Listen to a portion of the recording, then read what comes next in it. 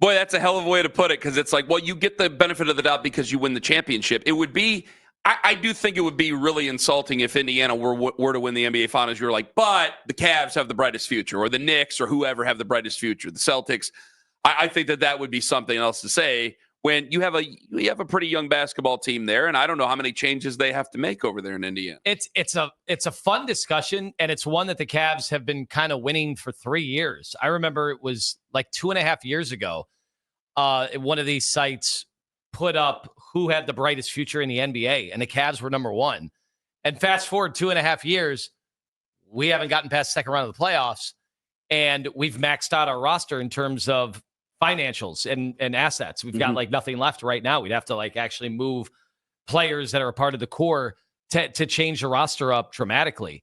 So it's one thing to say, hey, this team has a bright future. It's another thing to actually realize it. The funny thing is, did anybody have Indiana a year ago, heck, even 2 months ago, as having a bright future? Well, I'll tell you what, according to some, we might all had our head up our ass. Here's Chris Fedor with Jonathan Peterlin on Afternoon Drive.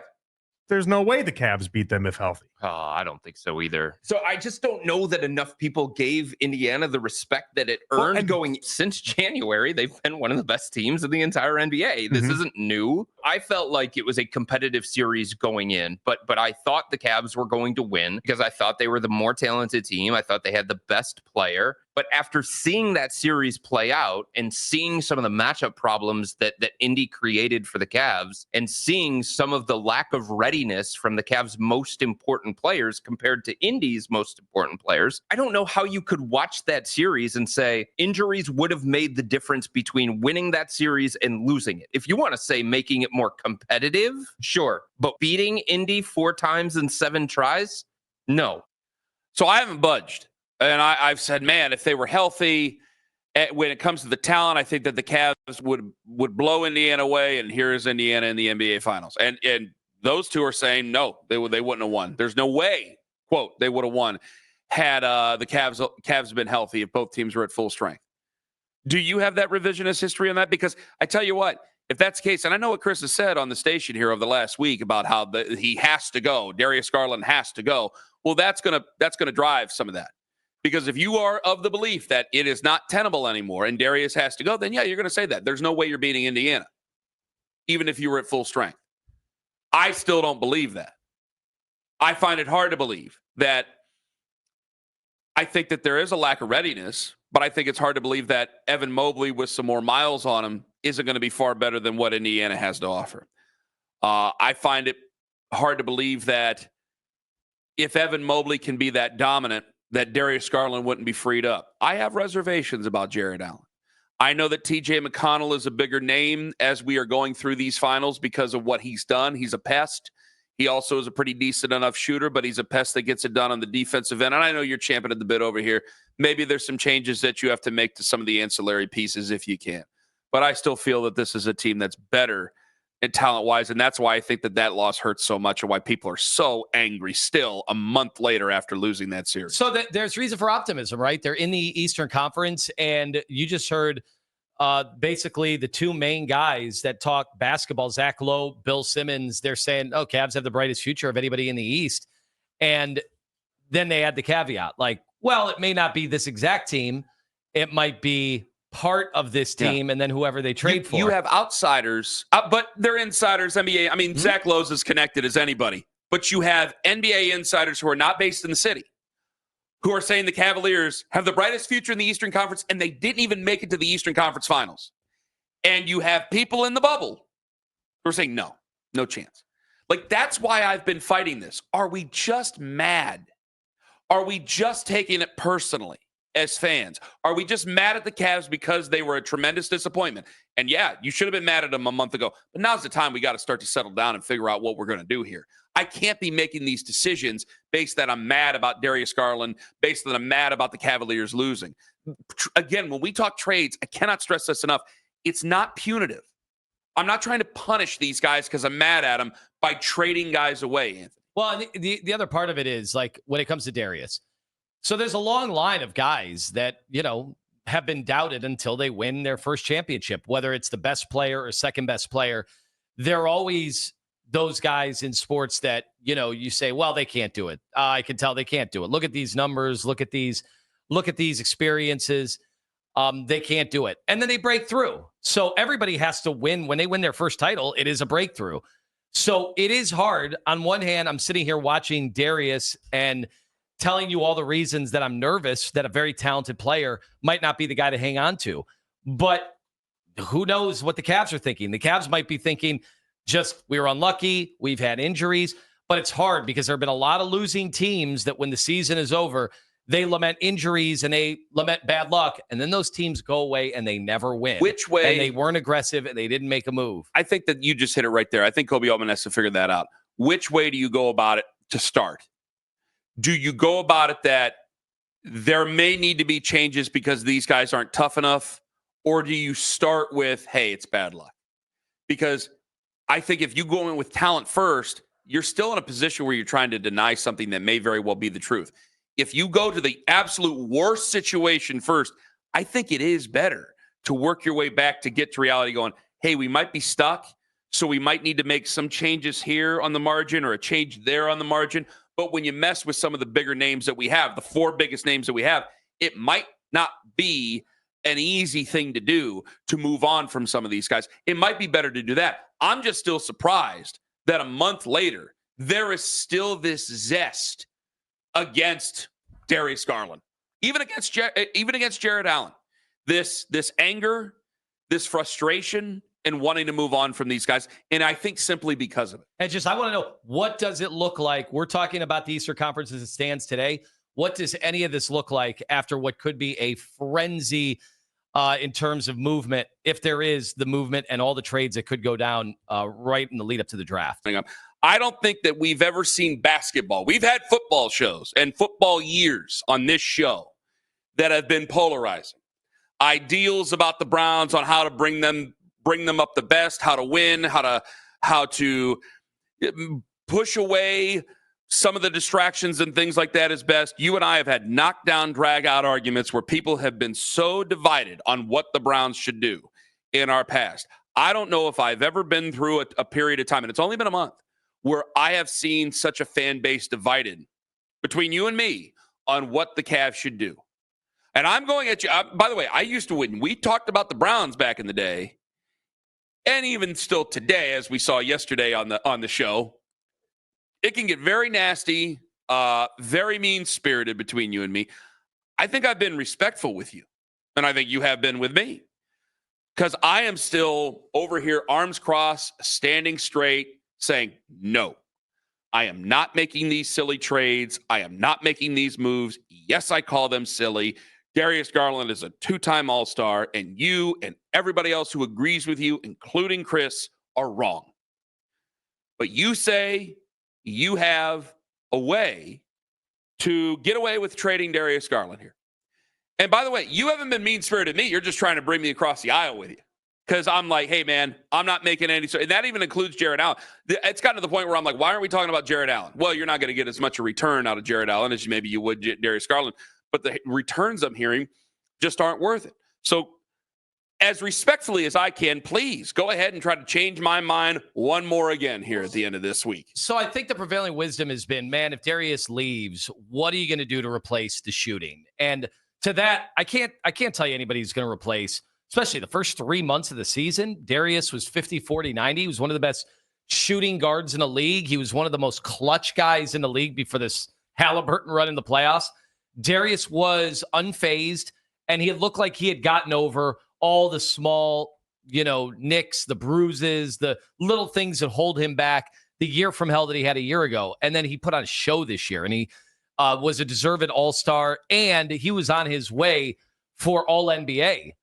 Unfortunately, he regressed big time the final 2 months of the year, and then just not his fault at all, the toe thing.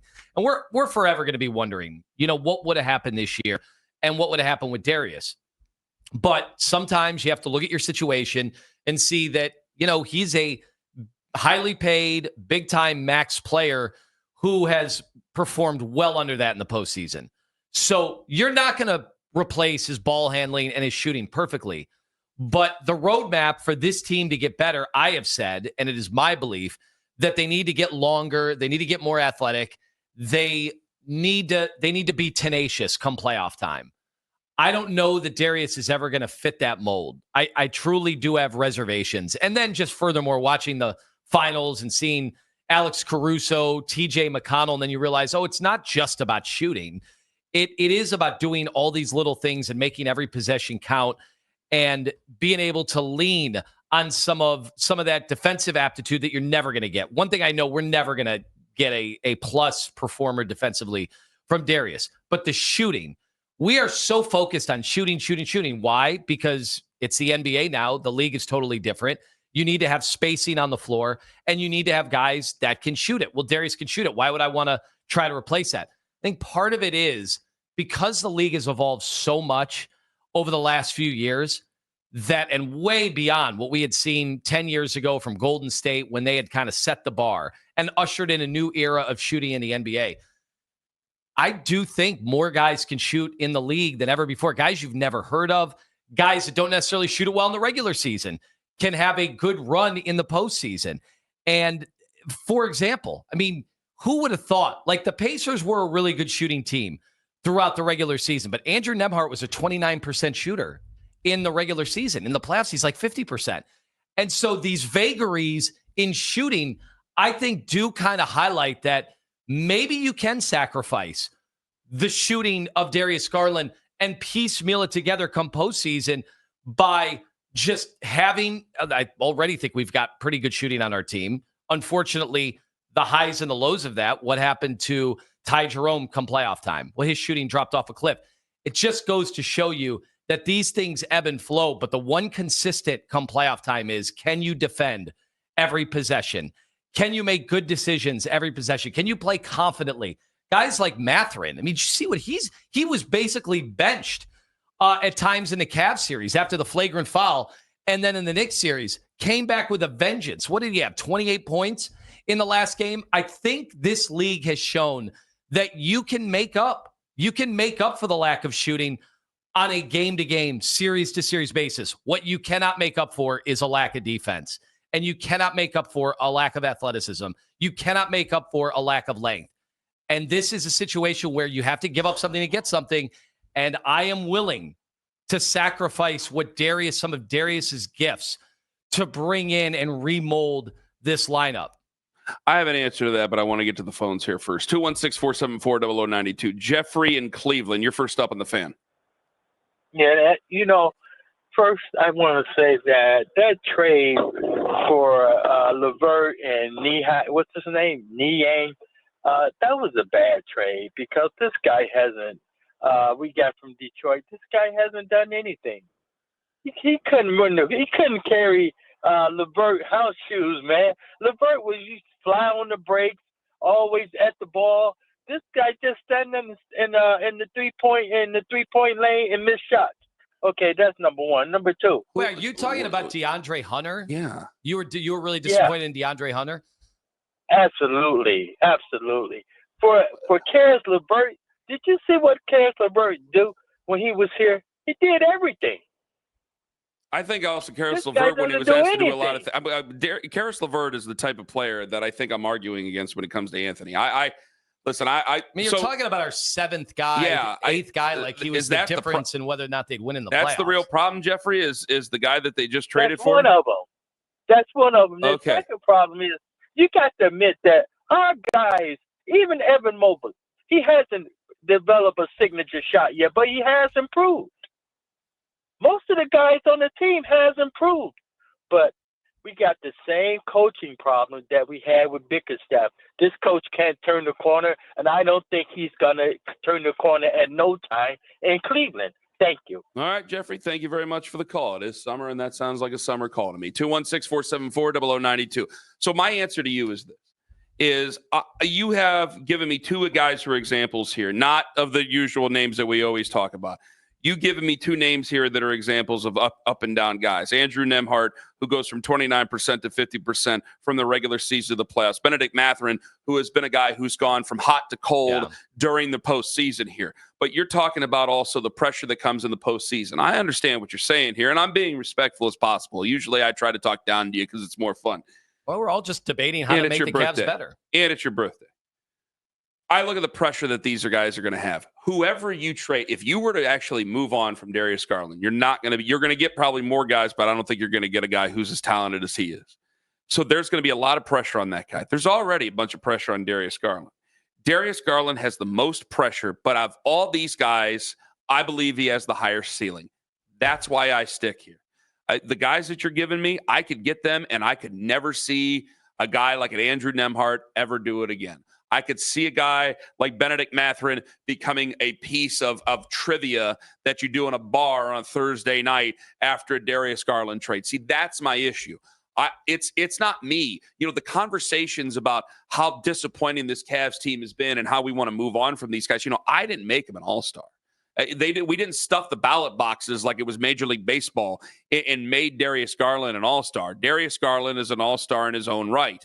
It's not, he didn't win any popularity contest with anybody. So the league feels that this guy has done very, very well, and he has done very well. I haven't made him the next big thing. I haven't said the type of things that Steph Curry has said about him. So it's not our creation. There's a really good basketball player here that is going to, yes, he is slight. He is not that big, and I have worries about that, certainly. But when we're talking about length versus guys who have their overall ceiling, this is why I stick and say, I think we're looking in the wrong places if we're talking about making changes here. I'd rather look in the place of Jarrett Allen. If we want to talk about glue guys, I think I get more glue guys with a Jarrett Allen move than I do with a Darius Garland move. Now, that's a little bit harder to do because I think that is more the category of finding guys who are in this name frame of Nembhard, Mathurin, and then you get to Caruso and McConnell and guys like that. Because I'm seeing guys in the finals, hey, they're doing really, really well. Am I going to be able to repeat that with guys who aren't in the finals? Because that's who you're getting trades with. 216-474-0092. I don't believe we are, and that's why I stick with this. Daryl.